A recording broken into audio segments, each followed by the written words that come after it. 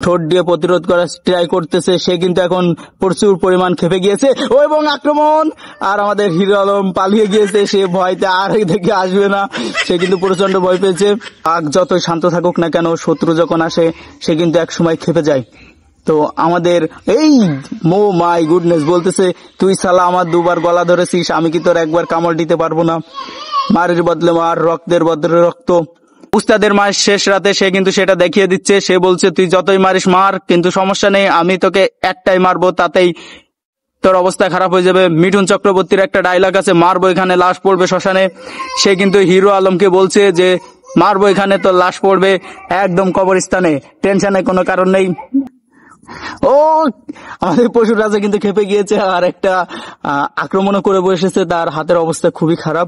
আমাদের এখানে এখনই চালু হতে যাবে ডব্লিউ সেই ফাটাফাটি খেলা। আর এটা হচ্ছে আমাদের প্রথম কন্টেস্টেন্ট এবং আমাদের দ্বিতীয় কন্টেস্টেন্ট আছে হচ্ছে সাহসী হিরো আলম, যে এই পাশে দাঁড়িয়ে আছে বুক চেতিয়ে। দেখা যাক সে পারে কি আমাদের এই বাঘের বাচ্চা পারে, দেখা যাবে। তো মঞ্চে উঠে পড়ো। এক্ষুনি লড়াই শুরু হয়ে গেল, হাড্ডাহাড্ডি লড়াই, দেখা যাক। হাস বলে, শালা করিস কি? হ্যাঁ দাঁড়া, এত বড় সাহস তোর! এই তো আমাদের সাহসী হিরো আলম কিন্তু তার সাহস প্রকাশ করছে। এই সাথে আমাদের পশুর রাজা কিন্তু সিংহ, সেও খুব উত্তেজিত, খেপে গিয়েছে। তার প্রতিপক্ষকে সে কিন্তু ছাড় দিবে না। এক্ষুনি দেখা যাবে এক হাত হয়ে যাবে। কিন্তু কি হলো, হিরো আলমের কাছে এত তাড়াতাড়ি হেরে গেলে হবে? 1 2 3 ছেড়ে দাও না। আমাদের পশুর রাজা হয়তো তাকে একটু ছাড় দিচ্ছে, যেহেতু হিরো আলম মহাশয় বলে কথা। এখনই কিন্তু খেপে গিয়েছে, বলা যায় যখন তখন বেঁধে যেতে পারে যুদ্ধ। তো আমাদের সাহসী হিরো আলম আবার সাহসের পরিচয় দিতে যাচ্ছে, কিন্তু আমাদের পশুর রাজা কিন্তু কম না, সেও খেপে যাচ্ছে মাঝে মধ্যে। দেখা যাক কি হয়। ও মাই গুডনেস, সে কিন্তু এখন একটু নড়ে চড়ে দাঁড়িয়েছে। এক রাউন্ড শেষ হয়েছে এবং দ্বিতীয় রাউন্ড শুরু হয়েছে, দেখা যাক কি হয়।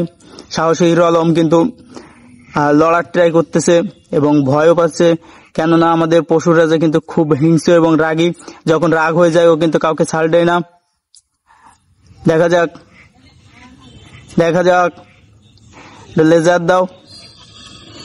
সে কিন্তু আস্তে আস্তে ট্রাই করছে তাকে পোষ মানানোর, কিন্তু পশুর রাজা বলে কথা, সে কিন্তু কখনোই পোষ মানবে না এবং তার প্রতিপক্ষকে কখনোই ছাড় দিবে না। দেখা যাক কি হতে পারে এখানে। ও আমাদের পশুর রাজা কিন্তু খেপে গিয়েছে আর একটা আক্রমণও করে বসেছে। তার হাতের অবস্থা খুবই খারাপ। সে কিন্তু এই তো আস্তে আস্তে হিংস্র হয়ে যাচ্ছে, কারণ বাঘ যতই শান্ত থাকুক না কেন, শত্রু যখন আসে সে কিন্তু এক সময় খেপে যায়।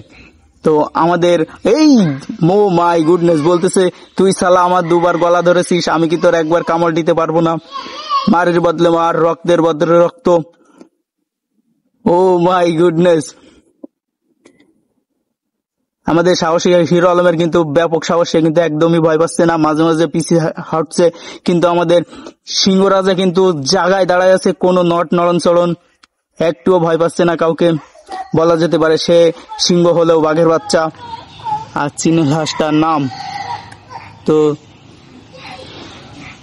দেখা যাক কি করতে পারে। তার চোখে মুখে কিন্তু রক্তাক্ত হস্তাক্ত একটি দৃশ্য দেখা যাচ্ছে। সে কিন্তু যাকে পাবে তাকে একদম কামড়ে হিচড়ে শেষ করে দেবে, তেমন একটি রূপ তার দেখা যাচ্ছে। এইমাত্র দ্বিতীয় রাউন্ড শেষ হলো, এবার তৃতীয় রাউন্ড শুরু হবে। তো আমাদের হিরো আলম একটু বিশ্রাম নিচ্ছে, এবার আবার মাঠে উঠবে, দেখা যাক কি হয়। তো আমাদের পশুরাজ কিন্তু একদমই রাস্তা ছাড়েনি, আর হিরো আলমও কিন্তু মোটেও ভয় পাচ্ছে না, সে তার জায়গাতে অটল আছে।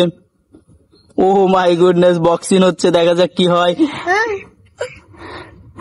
ও মাই গুডনেস, ওয়াও, সেও কিন্তু আক্রমণ করছে, যে শুধু তার প্রতিপক্ষকে কখনোই ছাড় দিচ্ছে না, কোন রকম ছাড় দিচ্ছে না। আর হিরো আলমও কিন্তু সাহসের সাথে তার সাথে যুদ্ধ করছে, আর আমাদের পশুরাজও তার যুদ্ধের সাথে একমত। কেননা প্রতিপক্ষকে কখনো ছাড় দিতে নেই, আঘাত করলে আঘাত করতেই হবে, রক্তের বিনিময়ে রক্ত, মৃত্যুর বিনিময়ে মৃত্যু, আর কিলের বিনিময় হচ্ছে কামড়। যেহেতু আমাদের পশুরাজের হাত নেই, কিল দিতে পারছে না, এই জন্য সে কামড় দিচ্ছে। টোটাল 5 রাউন্ড খেলা হবে, 4 রাউন্ড পর্যন্ত হয়ে গেছে, এখন 3 রাউন্ড শেষ, এবার 4 রাউন্ড চলছে, দেখা যাক কি হয়। শুরু করে দাও। সে কিন্তু একটা আক্রমণ করে বসেছে। আমাদের পশুরাজ কি করছে জানো, সে মার খাচ্ছে ঠিক আছে, কিন্তু উস্তাদের মার শেষ রাতে সে কিন্তু সেটা দেখিয়ে দিচ্ছে। সে বলছে তুই যতই মারিস মার, কিন্তু সমস্যা নেই, আমি তোকে একটাই মারবো, তাতেই তোর অবস্থা খারাপ হয়ে যাবে। মিঠুন চক্রবর্তীর একটা ডায়লগ আছে, মারবো এখানে লাশ পড়বে শ্মশানে। সে কিন্তু হিরো আলমকে বলছে যে মারবো এখানে, তোর লাশ পড়বে একদম কবরস্থানে, টেনশনের কোনো কারণ নেই। আমাদের রাজা কিন্তু তার জায়গা ছাড়িয়েনি, কিন্তু হিরো আলম ঘুরে ঘুরে এদিক ওদিক যাচ্ছে। এবার কিন্তু হিরো আলম অন্য একটা পন্থা নিয়েছে আর কি, তাকে ঘুরে ঘুরে পিছন থেকে আক্রমণ করবে, কিন্তু আমাদের হাঁস মহারাজাও কিন্তু ও মাই গুডনেস তাকে হেড মেরে দিয়েছে, এবং সে তার ঠোঁট দিয়ে প্রতিরোধ করার ট্রাই করতেছে। সে কিন্তু এখন প্রচুর পরিমাণ খেপে গিয়েছে, ও এবং আক্রমণ, আর আমাদের হিরো আলম পালিয়ে গিয়েছে, সে ভয়তে আর দেখে আসবে না, সে কিন্তু প্রচন্ড ভয় পেয়েছে। তো আদৌ কি আমাদের হিরো আলম আর এখানে পৌঁছাবে? তো দেখা যাক, আমরা কিছুক্ষণ ওয়েট করি। তো তুমি জিতে গিয়েছো, তুমি উল্লাস করো, যাও। সে এখন মাঠের মাঝখানে যাচ্ছে এবং বলছে আমি রাজা, আমি কিং, আমার সাথে কাউকে পারা সম্ভব না। আর আমাদের হিরো আলম কিন্তু ওই জায়গায় পলাই গেছে, সে এদিকে আসার সাহস পাচ্ছে না। কারণ যাই হোক, সিংহ শান্ত থাকলেও কিন্তু হিংস্র, সে মানুষ খেগো। আমাদের এটা সিংহ হলেও কি হবে, মানুষ খেগো না, কিন্তু কামড়ালে রক্ত জমে যায়। তো আমাদের হিরো আলম কি আর আসবে?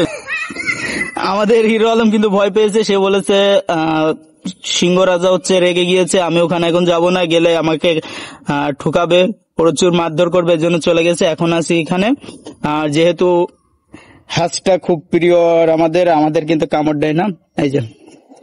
আর আমাকে প্রচন্ড ভয় পায়, কেন তো জানি না, আমি ওকে ভীষণ আদর করি কিন্তু ভয় পায়। আসো আসো, তুমি জিতে গেছো, তোমার হাত ধরে তো উঁচু করে জানাতে হবে যে তুমি জিতে গেছো, জিতে গেছো। একটু ডানা মেলাও। মাঠে নিশ্চিন্তে পশুরাজ বসে থাকলেও হিরো আলম কিন্তু পালিয়েছে ভয়তে, আর আসছে না মাঠের দিকে। আর আমাদের মহারাজা কিন্তু এখন চুপচাপ বসে আছে, কারণ সে জিতে গিয়েছে, পুরো মাঠটাই হচ্ছে এখন তার দখলে। আর হিরো আলম ভয়তে পালিয়ে গিয়েছে, আর আসবে না এদিকে। তো যদি ভিডিওটা ভালো লাগে লাইক কমেন্ট শেয়ার করবেন এবং চ্যানেলটা সাবস্ক্রাইব করবেন। আল্লাহ হাফেজ।